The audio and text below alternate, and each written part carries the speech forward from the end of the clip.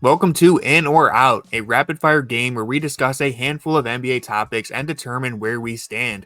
Today, we are going to be talking all about those Cleveland Cavaliers once again, and joining me to sift through the muddy waters is Jackson Flickinger. Jackson, let's start with something that's on everyone's mind. Cavaliers dropped another game in the clutch last night, forfeiting an 11-0 run when it mattered most to the Charlotte Hornets of all teams. Closing games has been a problem all year, but Donovan Mitchell's return is on the horizon. So are you in or out on Donovan Mitchell saving the day in the clutch? I'm in on him making it better.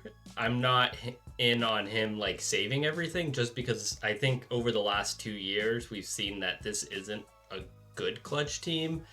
And even when Donovan Mitchell is out there, it's just when the game gets really slow on both ends, I feel like this team really struggles. And I know that you could say, well, last year they had the slowest offense and they were really good in the half court. But I think like second quarter regular season half court offense is a lot different than fourth quarter of a 5 point game half court offense. And I think that's where like we see those biggest differences because like just spamming high pick and rolls with Donovan or Darius doesn't really work in those situations in the clutch. And I think that's kind of when you don't have Donovan, you're really limited in your playmaking options, and we've seen how limited Caris LeVert and Darius Garland are, who are not good finishers at the rim in their own right. So it just makes everything really tough. Yeah, I agree. I'm in on Donovan Mitchell saving the day in terms of he's going to make this team a lot better when he's out there. Maybe they'll be able to avoid being in the clutch against teams like the Hornets. But when you get into those late game situations, opposing defenses are going to pick their poison. And so if your go-to action is a high pick and roll, what I feel like we've seen over and over is they just trap the ball, get it out of Garland's hand, get it out of Mitchell's hand. And then do you trust Jarrett Allen to make a decision on the short roll? I think throughout the course of the regular season and through three quarters, he does a good job of that. But we saw last year in the playoffs, it was a train wreck. Same thing with Evan Mobley. And so the Cavs, really the issue is that, and I mentioned this a little bit in the last pod, but they don't have that deliberate, methodical player who can just dominate the game physically and put you in a position where rather than the defense picking their poison, it's the Cavs picking their poison. Like, we're going to get a good shot no matter what. They don't have that late game go-to set where it's like, they're generating something quality here. If you think of the Nuggets and Joker and Murray running the two-man game, they'll spam that all day and they're going to create a trillion different shot attempts that are all within the flow of their offense and they feel comfortable taking. If you think of even LeBron and the Lakers, he can just put you in that inverted pick and roll. You either have to switch or someone's going to be open and he's going to make an incredible read. You think of even teams like the Miami Heat, who are probably going to be a playing team. They can dump the ball to Jimmy Butler on the elbow, and you got to make a choice because either he's passing to someone if you double him or he's generating a clean look. And the Cavs don't have that. They just run this high pick and roll, and it's partially personnel, and it's also a little bit of coaching, I think, because I think a more creative coach might be able to find ways to get them going, but we haven't seen that. Yeah, it's just tough because I think like all the teams you mentioned have, besides maybe the Heat, depending on how you feel about Jimmy Butler, like they all have guys who are better than I think the Cavs.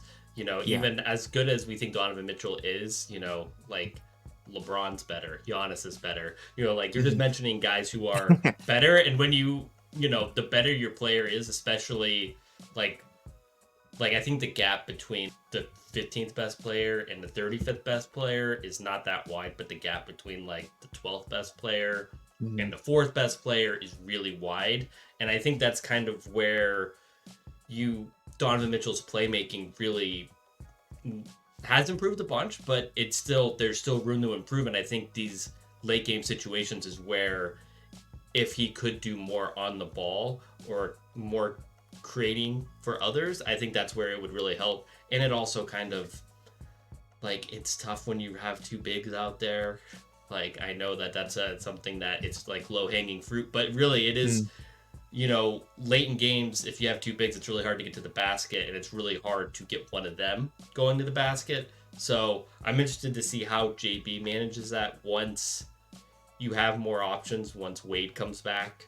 Like, how are you gonna, or even like, are you gonna close with Strus at the 4? Karis LeVert out there. I know that closing with Ooh, Karis LeVert is it's a really a gamble. tough subject right now.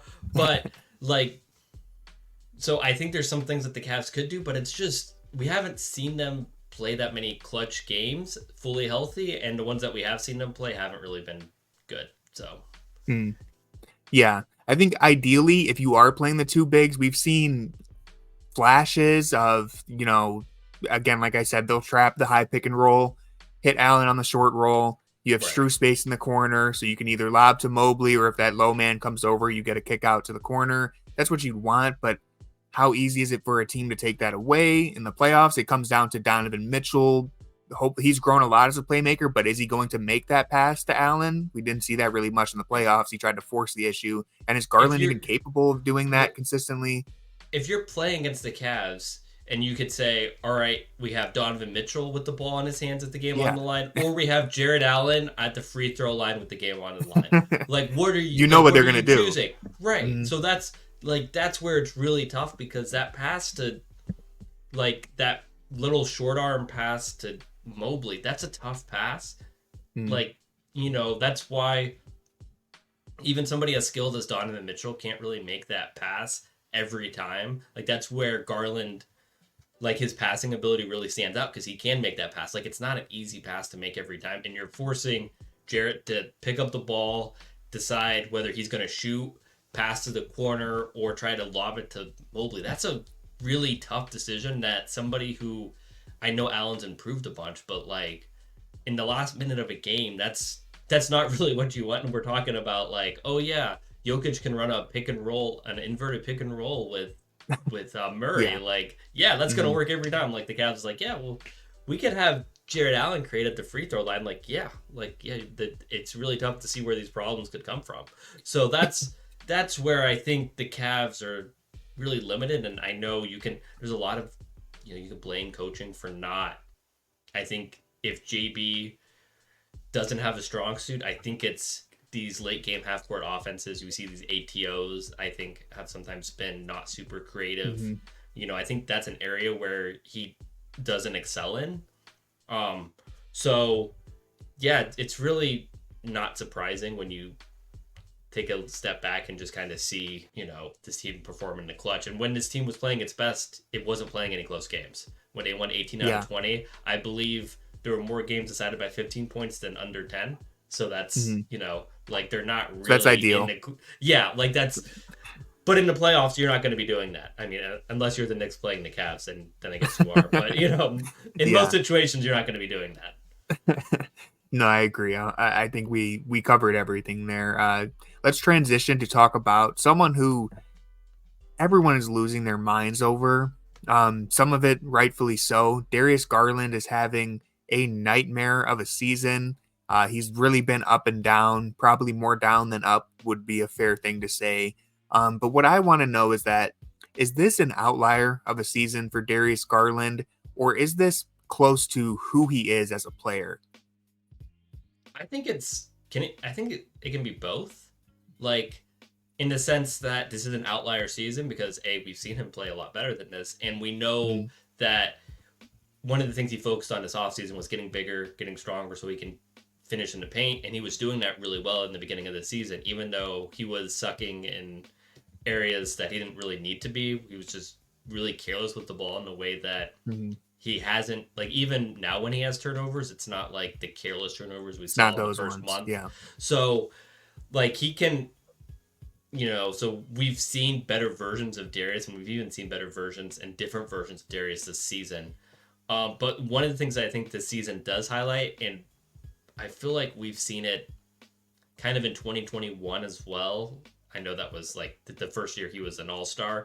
Is it's really tough for somebody like that of his size to be the focal point of an offense, especially late in games, just because I come back to this thing that the Suns, he came out so hot in the first half. He was just on fire, making everything from three. And then, like, after the game, I asked Devin Booker, so what did you guys do differently? And he was like, yeah, we just denied Garland, and that was it. And it was like, when Simple. I guess when you say it in like 5 words, it's really like, yeah, He like was you cooking can't. us, so we just stopped letting him touch the ball.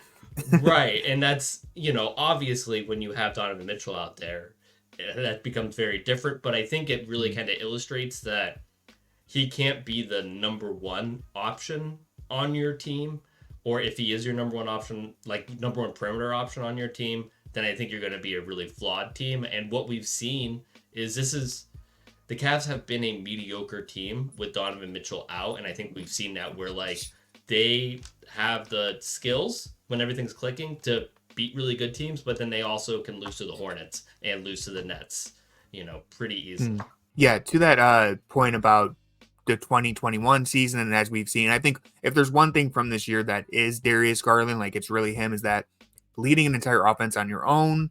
I'm not sure if that's in the bag for him. And I'll use Stephen Curry as kind of, I mean, he's like the golden example of an undersized guard who somehow could still And lead an he's offense. 6'4". And he's still, yeah, and he's way bigger than Darius Garland. It's a That's a huge good distinction to difference. make too.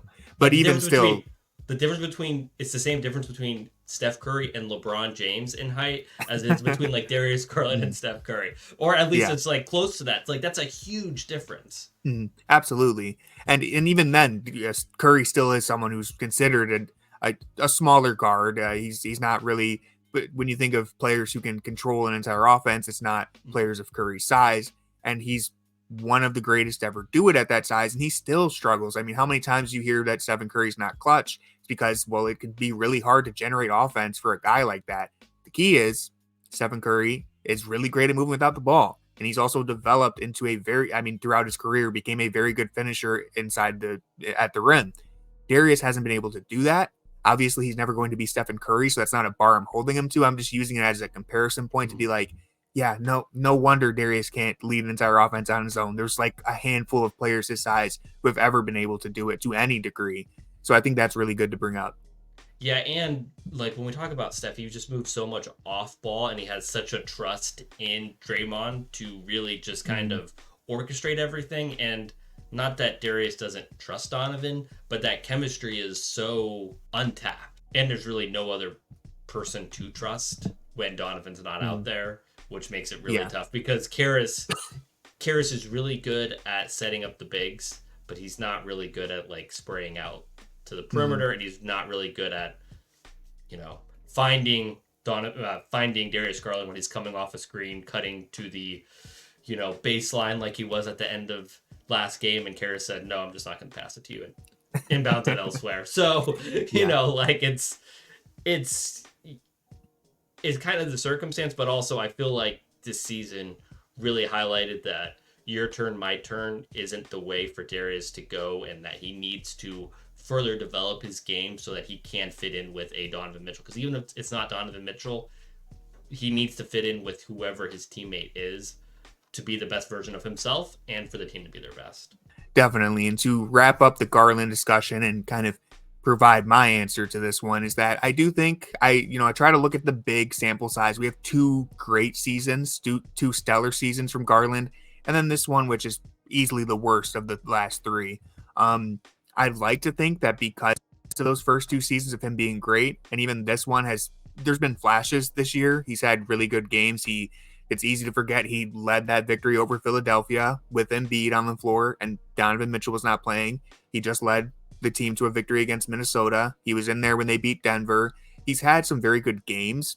There's really, if you just break down the good, the bad, and the ugly from Garland this season, at his best, he's been the version that we come to know and love from what we've seen those last two seasons. The bad, I think last night is a good example of bad because his process overall was fine. He finished with 14 points, 12 assists. He was moving the ball. He looked like himself. He was just missing shots, and we saw those limitations that we just talked about with him being an undersized guard. So it was a bad game, but the process was okay.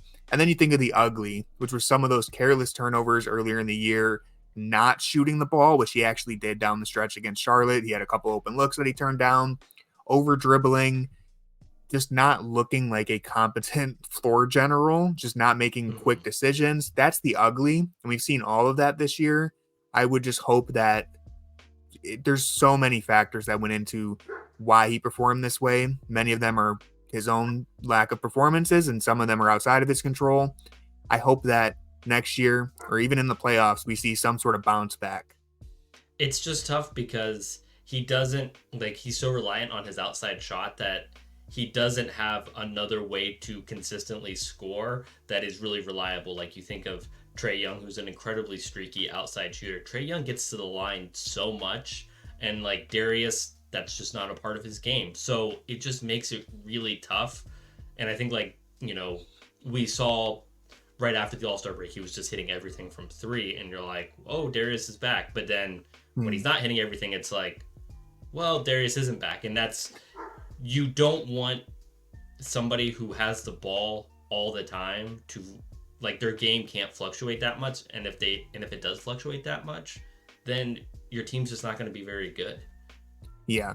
And I think to wrap up the DG discussion, I think we have seen the blueprint for the complete version of Garland. Think at the beginning of the year, he was career high rate getting to the line, finishing at the rim, but we had those careless turnovers and he wasn't shooting the ball well. And then you have the complete opposite when he comes back from the All-Star break where he's shooting the lights out, but he can't get to the free throw line. He can't finish at the rim, and he's cleaned up the turnovers, but there's just really no juice to the offense. If you can see him put that all together next year, we're back in business, baby. Right, and he has such a high ceiling to his game that it's really easy when you see the best version of Darius. It's really easy to buy in because it's like, this guy's so skilled. He can make all these passes. He can shoot it from anywhere. He can do all these things. But then it's just kind of like, what is the baseline? And the baseline just isn't high enough right now. Definitely agree with that. Moving into our last topic, the Cavs have dealt with wave after wave of injuries. Things have been up and down all year. And right now, kind of looks as dire as it's ever been. Are you in or out on this heading towards a lost season? I'm out because I feel like we've learned so much through this season, even if we haven't got as much data on like the 4 best players playing together. Like, even though we haven't gotten a lot of data on that, we've seen what like the best version of this team looks like. And I still go back to that 18, like those 18 wins in 20 game stretch where you had a dominant defense. You had Donovan playing MVP or just under MVP level basketball. Like, we know that there is a version of this team that's really good. And we know that when they've all been healthy, it's kind of not been that way. So, and then when Donovan's not out there, it's very bad. So I think you're learning a lot from this season, even though you're not answering the questions that you would like to, because I feel like we all would like to say, hey, we had 60 plus games with the core 4 all together. They ironed out this part. They still kind of struggle in this area. Like, we really don't know that, but it's not a lost season. And really it can't be a lost season because you can't, if things keep going the way they are and they were to flame out in the first round, or they draw a favorable matchup and then just get housed in the second round, you're not going to be able to come back with the same team and same coaching staff and say like things are going to be different this time, just because we saw what happened last playoffs and we've seen what a good version of this team looks like. Yeah, basically, if they lose in the first round or if it's just an embarrassing loss in the playoffs, there's going to be changes. I don't think anyone will be making excuses. Certainly not Kobe or Dan Gilbert. So I do expect changes in that. Sure, I'll be here making excuses. If you want them, subscribe, drop a like, do all that. But no, I think, yeah, so this team, we've seen the highs and lows. We've seen the best version of them, and we've seen kind of the worst of them. I think at the beginning of the year, if you had told me that Garland, Mobley, and Mitchell would each miss like a quarter of the season individually, I would be like, oh, okay, how'd the play-in tournament go? You would be like, okay, they barely scraped by. They could finish as the 3rd seed. Now, I think it's more likely they fall to that 4 or 5 at this point, but they're right in the mix for it. I think anyone, again, at the beginning of the season, if you told them all the circumstances, Garland having the worst season we've seen in a long time, you'd be like, oh, wow, this somehow turned out to be a pretty positive season. So there's things that we've learned, good and bad. Really what it comes down to is that when we headed into the year, everyone said it doesn't matter what happens with the regular season. It's not going to shake the reputation they gave themselves. That's kind of true for the highs and the lows. Really all that matters is what shows up in the playoffs. We have seen enough for us to believe that they can do something noteworthy in the playoffs, but we've also seen enough to believe that they could just lay an egg and be out in the first round. Which one shows up? It's going to determine a lot for this team. I'm expecting probably a coaching change almost regardless. I think unless JB really surprises us all, it seems like maybe he's hit his ceiling. But yeah, I don't think this is a lost season by any means because they have a lot of takeaways, good or bad, to move from. Yeah, and I think kind of how the playoffs go really kind of depends on how Donovan looks, because if you get good Donovan Mitchell and you can kind of scrape together things from there and hope that he elevates, because as bad as everything was last year in the playoffs and as bad as the circumstances were around him, he still also missed a ton of shots that he can make. So like, I believe he was like 20% on wide open 3-pointers or something very bad. I don't remember the exact number, but he makes a couple of those. The outlook is very different. And he wasn't hitting his mid-range shots either because they were giving him those mid-range shots. And I think he's shown more of a willingness to take and make those mid-range shots this year, which I think would be really helpful, because if you're gonna play with with two bigs out there, you're gonna have to make something in the playoffs, because you're not you're not that in between game. You got to work it a little bit. Right. It's so important. Like, I know that we don't like long twos, but long twos for your best player is something that you kind of need to rely on in the postseason. So yeah, it kind of depends on how Donovan looks. Like, if Donovan comes back on Friday and he looks like the guy who was in Houston, who wasn't able to turn the corner at all, then it's like, yeah, maybe this is a loss season because you're not figuring out what's happening in the playoffs. But if he comes back and he has his bounce back, then then we can figure it out and we can kind of go from there. Yeah, at the very least, you just hope that Mitchell is healthy enough to give us some sort of image of what to expect from this core. When we all talked about, or at least I know I said this, I think we were on the same page, but heading into the year, I don't think anyone was expecting them to compete for a championship. We said they're still probably a year at shortest away from really competing. And so this type of season... That might have been optimistic. Yeah, at best it was a year. Really, it was probably 2 or 3. But 5, 6... Hey, maybe they'll be competing for whatever the Jarrett Allen quote was. Maybe they'll be the 5th seed in a couple of years. I think that's next year. I think they got they're ahead of schedule. Anyways, the point that I was making there, though, is that when we said that they were going to be 2 or 3 years away from competing, this type of season, while it's probably more injury-ridden than we would have hoped, is the type of season that you are going to have during that run. I mean, it's going to make or break them. Either this core is going to overcome those obstacles, bounce back in the playoffs, and show what they're made of, or, I mean, look, I'm not going to get ahead of myself, but Dan Gilbert seems like he thinks Donovan Mitchell's staying. If you have to retool this roster around Donovan Mitchell, what that means, I don't know. But it's not over if they don't make it to the conference finals this year. There's another iteration of this Cavs team that is still waiting in the chambers, whether that's trading Allen, doing something more drastic. Like, this is one stepping stone, I think. And we still should be looking forward to the next handful of years for this Cavs team. I will say, if they have to move on from Mitchell, then we can say it's over. Yeah.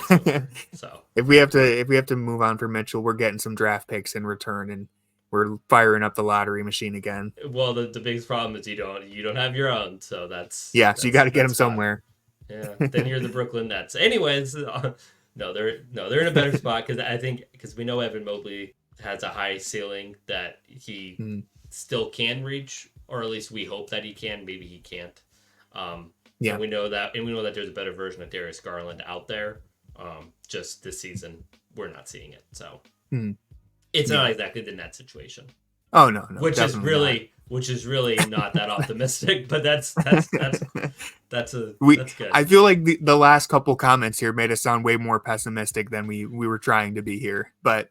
Maybe not. Maybe who can say? Okay, maybe not. I don't think it's a lost season by any means, though. I think there's a lot of stuff they learned, and I think worst case scenario, they're still in a pretty okay position, all things considered. That's all for today's episode of In or Out. I hope you enjoyed it, and please let us know in the comments where you stand on everything we talked about today, and feel free to suggest a topic of your own. With all that being said, go Cavs.